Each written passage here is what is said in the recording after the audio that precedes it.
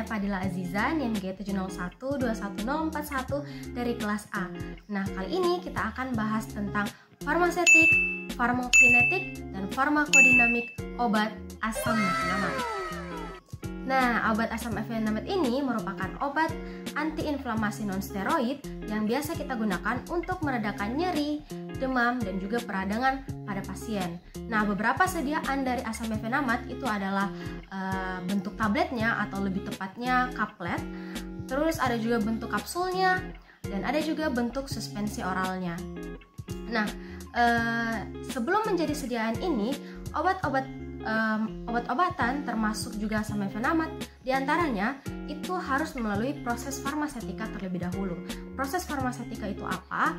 Fase farmasetika itu merupakan fase di mana kita itu perlu mencari ataupun melakukan studi fisika kimia pada obat sebelum kemudian memformulasikan dan membuat obat tersebut untuk menjadi suatu produk atau sediaan seperti yang tadi. Untuk asam mefenamat sendiri, fase farmasetikanya itu kita mulai dari formulasi terlebih dahulu. Nah, dalam proses formulasi ini, itu kita perlu mencari tahu bagaimana sih sifat fisika kimia dari asam mefenamat.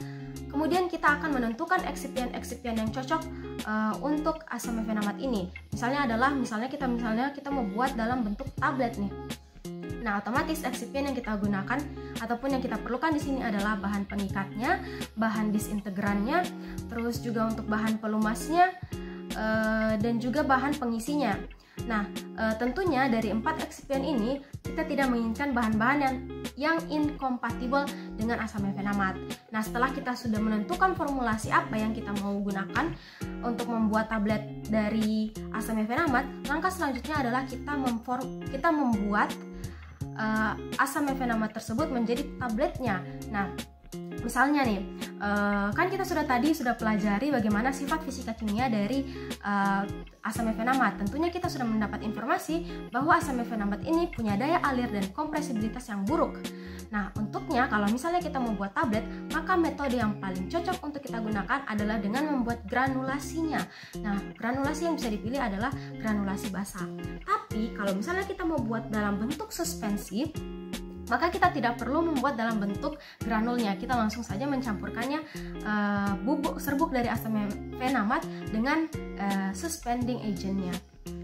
Kemudian setelah dalam membuat formulasi tadi dan kita sudah melangkah ke dalam proses pembuatannya, selanjutnya kita perlu memperhatikan stabilitas dari pembuatannya. Nah, bagaimana?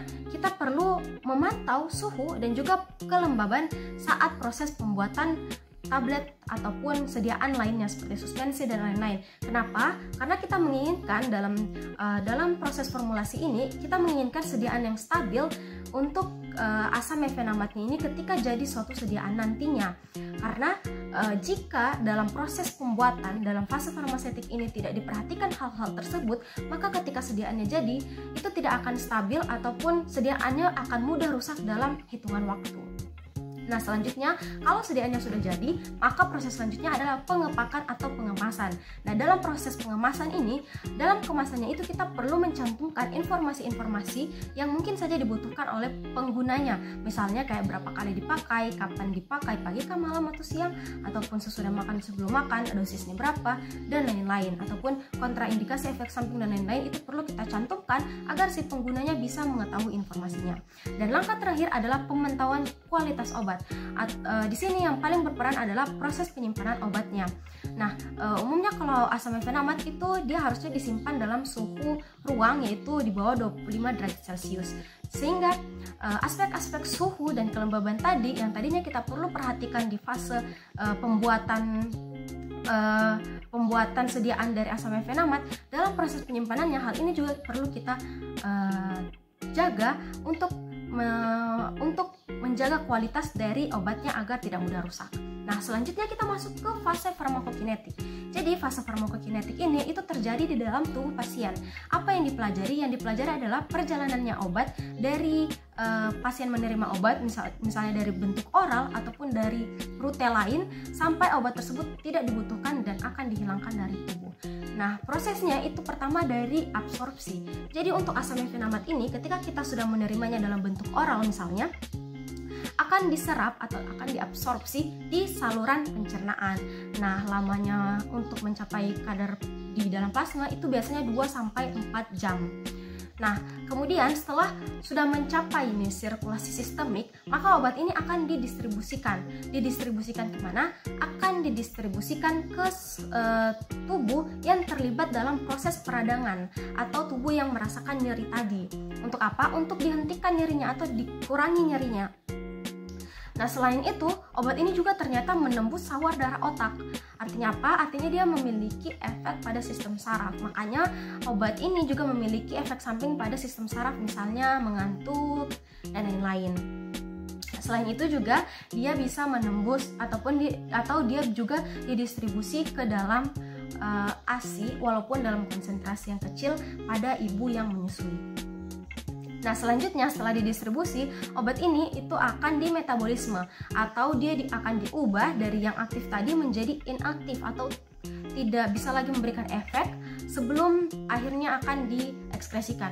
Nah, ini dimetabolisme di hati oleh enzim CYP2C9 menjadi 3-hidroksi mefenamat yang kemudian nantinya akan dimetabolisme lagi untuk bisa jadi larut dan akan diekskresikan.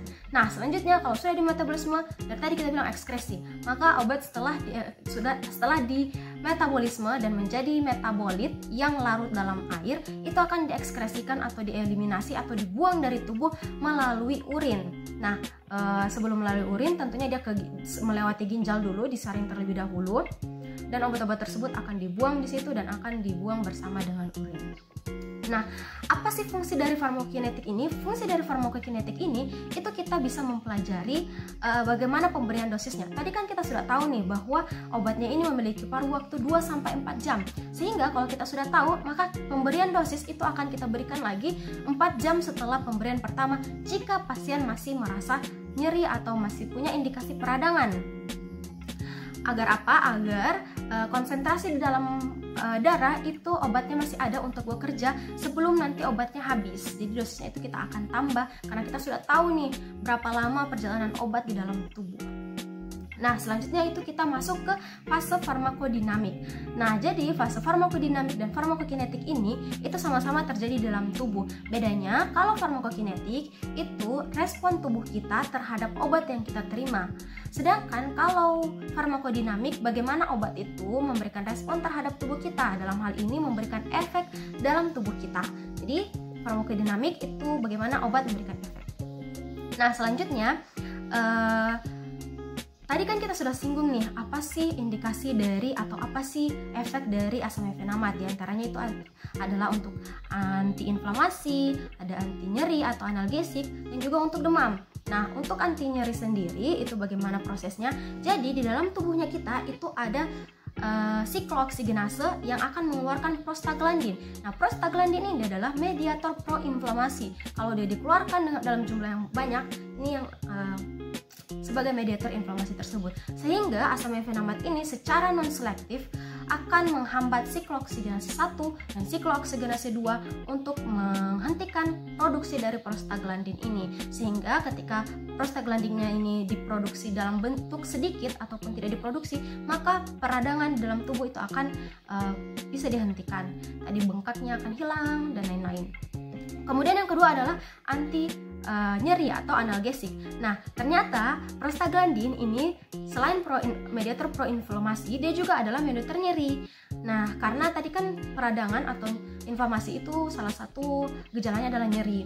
Jadi, dengan kita menekan produksi prostaglandin, maka mediator nyeri ini juga akan sedikit diproduksi dan nyerinya itu akan berkurang atau hilang.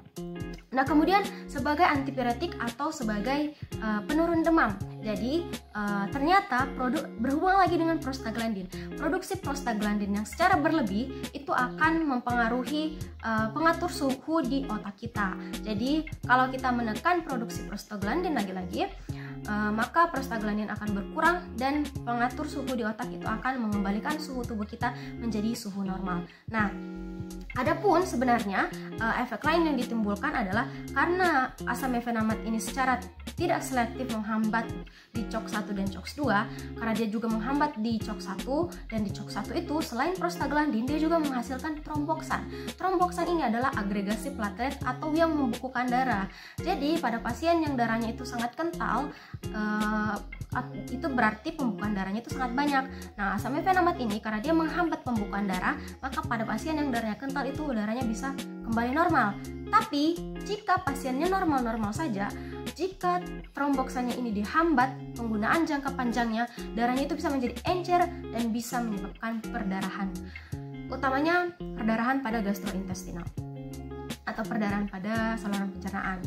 Nah, makanya obat ini itu bisa berinteraksi secara sinergis dengan obat-obat antikoagulan atau obat-obat pengencer darah. Dia akan menambah efek dari pengencer darah sehingga perdarahan itu akan bisa terjadi lebih cepat, sehingga penggunaannya bersama antikoagulan itu biasanya tidak direkomendasikan karena perdarahan yang bisa saja menjadi lebih parah.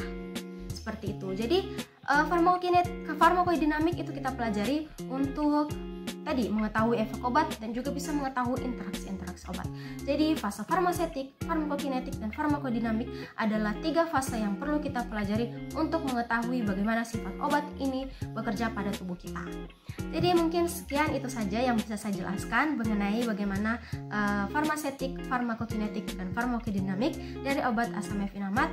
Kurang lebihnya saya mohon maaf apabila ada kesalahan ataupun kata-kata yang kurang berkenan di hati, dan juga terima kasih, semoga bisa memberikan informasi tambahan kepada pendengar. Assalamualaikum warahmatullahi wabarakatuh. Bye.